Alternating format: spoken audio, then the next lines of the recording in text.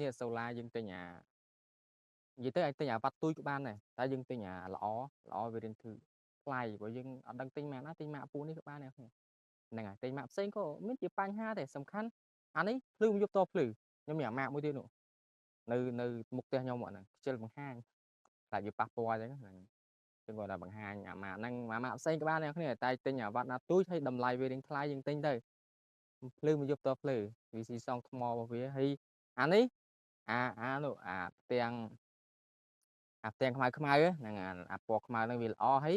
យើងដាក់នៅក្នុងខ្ចុះហ្នឹងក៏វាស្រូបភ្លើងឲ្យដែរស្រូបភ្លើងព្រះអាទិត្យដែរចូលថ្មឲ្យដែរបអានោះបនៅមុខផ្ទះនោះអត់ទេដាក់ម្លប់អំបិលសុទ្ធហ្នឹងហើយគ្មានចូលគ្មានអីទេហើយនៅលូតភ្លើង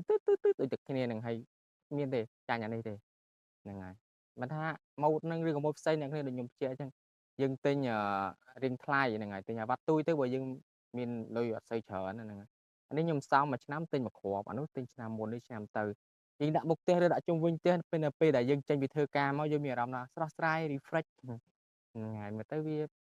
មួយយ៉ាងដែរហើយវាលម្អវាស្អាតពីមុខផ្ទះរបស់យើងដូចចែងចាងហ្នឹងហើយកាលមុនផ្ទះខ្ញុំគិតផ្ទះខ្ញុំគិតមានអារម្មណ៍ថា stress ហ្នឹងយើងដាក់ភ្លើងហ្នឹងមានអារម្មណ៍ស្រស់ស្រាយពេលខ្លះអង្គុយខ្ចោះពេលយប់អីចឹងណាហ្នឹងបាទប៉ុណ្ណឹង